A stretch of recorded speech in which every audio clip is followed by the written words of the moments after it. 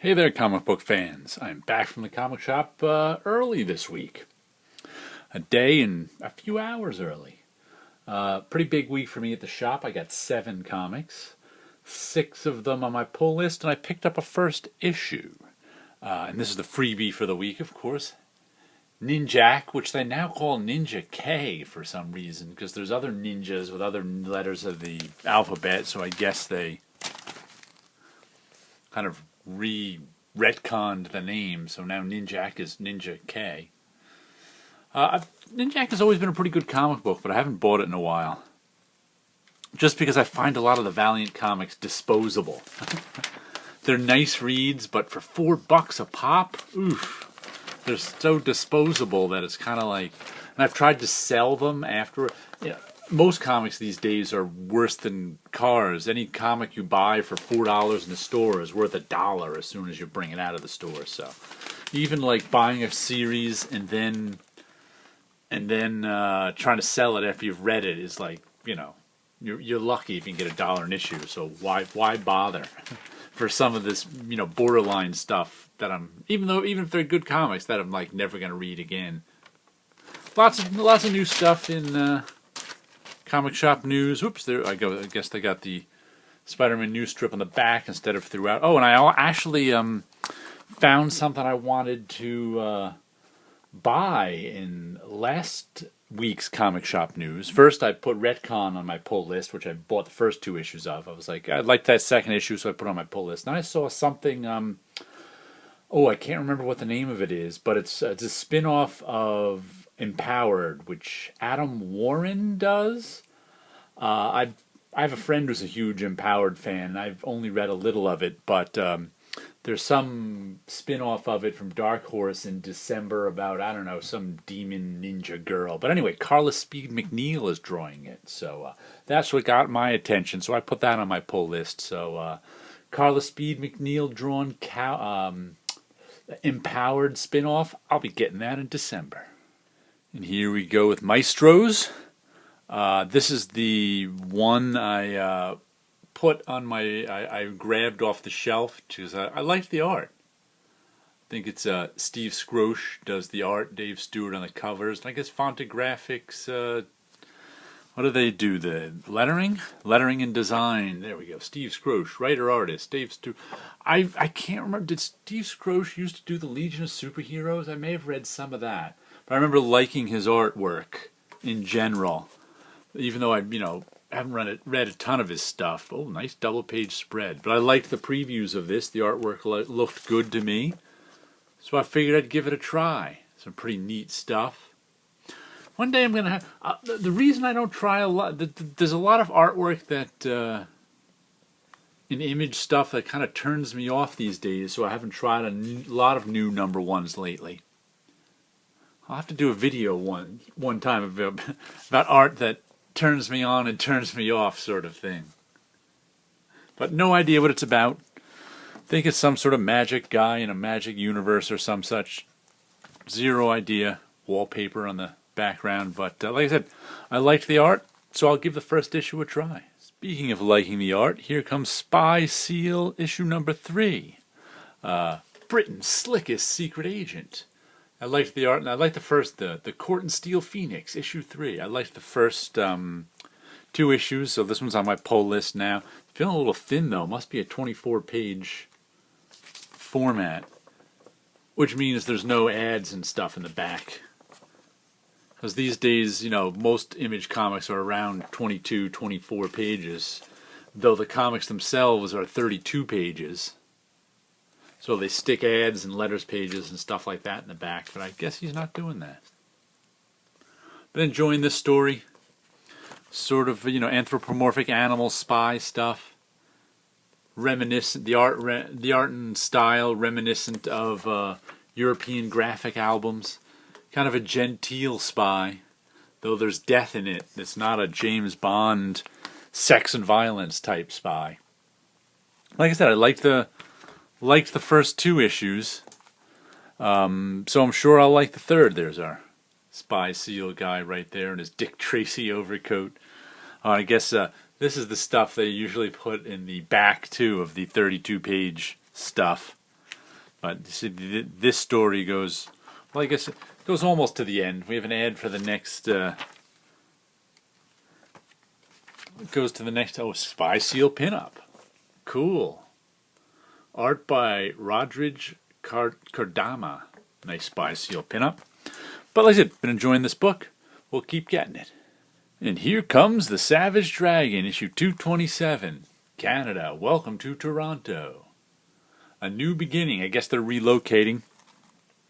And it's part of the plot in this where all the multiverses were merged into one.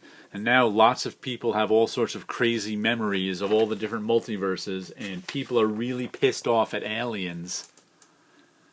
And Savage Dragon being part alien, they're really pissed off at him, and I think they were driving him out of town, so we'll have to see. Looks like in this issue they were driven not only out of town, but out of the country, and here's all of a sudden I can't remember her name. She's there's two of them. They're off in the negative zone of Savage Dragon to try and find some supervillain and beat the crap out of him or something like that. But 227 issues, good stuff. Give Savage Dragon a read.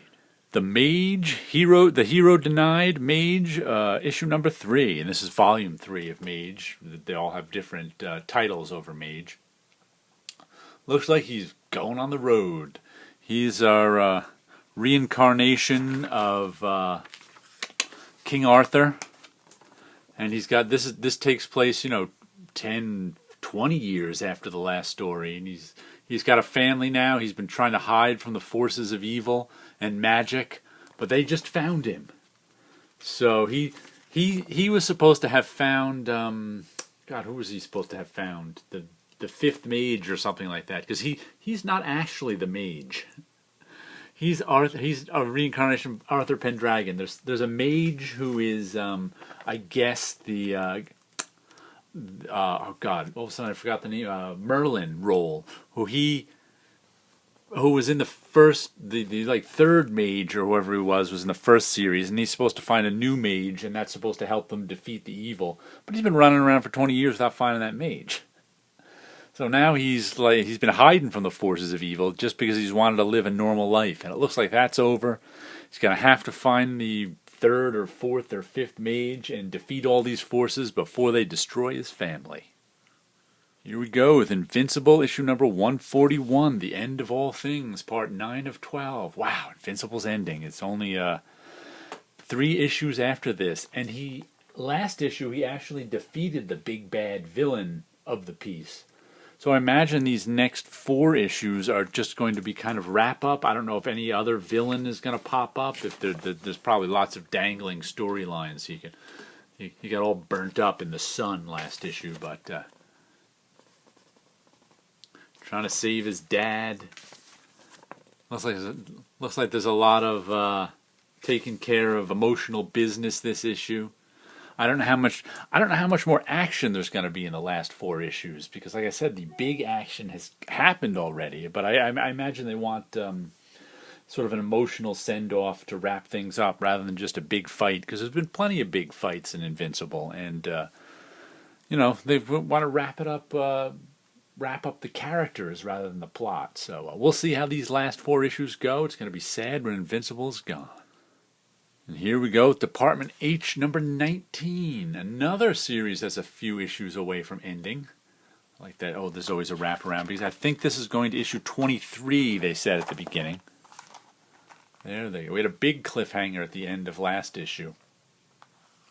Nice, that little guy there, much bigger than our normal cliffhangers. So they're on the bottom of the ocean. But this one. I don't know. I think it could be said it's been dragging for a while. But that's only because it's the storytelling style. The plot has been. It was originally sort of sold as a locked room mystery, but then it turned into survival horror. But the plot has kind of been secondary to the character in this, so that there have been issues, especially recently, where there's been almost no plot, but plenty of character. They're flashing back, they're interacting with the characters, they're explaining how some of the characters got there.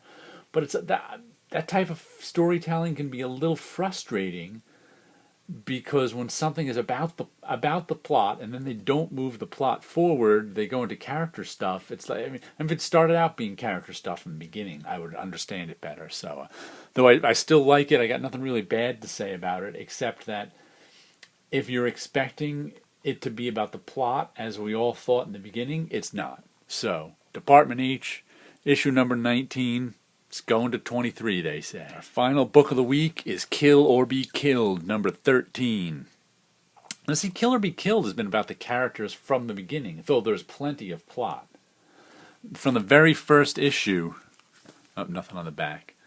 You know, it was kind of known that this whole story is about this guy and his boring cover. Oh man, all these covers have been just knocked. I mean, Sean Phillips has done some great covers. His Fatale covers were amazing.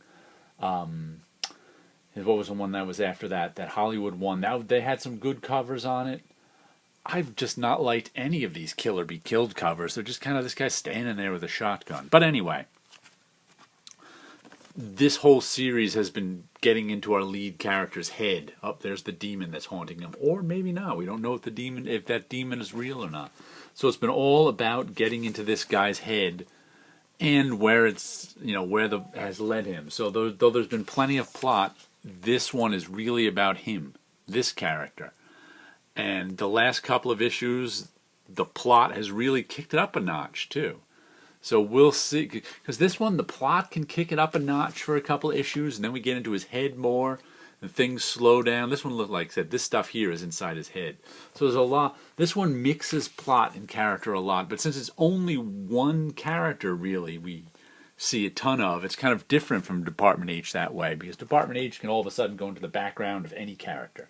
This world, it's all about his character and his plot, so it's a little tighter and a little more satisfying, I think. But either way, you know, Department H and Kill or Be Killed are good, but I think I'm going to give Kill or Be Killed an edge in that comparison. But I like them both. So check out some Brubaker, Phillips, and Brightwise. Finally, we'll give you a little look at our background art. These are some pencil drawings I made that I'll be making into some of these Dreams of Things covers, as well as other stuff. This is how they start out on 6x9 paper. And you see all that blue line in there? That's because most of these, let me show you most of these start out as this. This is my ink drawing book where I fill up about one of these a year. It's about 100 pages. Where this is all just free drawing in ink. You know, in little boxes, page after page of free drawing. Like I said, takes about an hour to do one of these pages. And I said I get one of this is I've been doing this for a long. I also randomly choose a name from the dictionary. This year's is Pizzazz from 2017. I think this is the 17th book too, because I started them in 2000. And here is this drawing right here.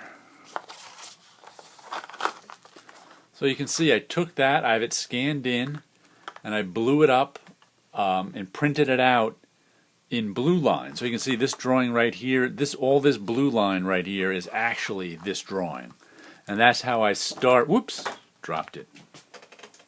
And that's how I start all of these 6x9 drawings. I just kind of thumb through this book, look for something that catches my eye, and I can go to the back one, I have 16 more on the shelf that I can flip through until I find something that catches my eye, and then I print it out on 6x9 paper and start the drawing.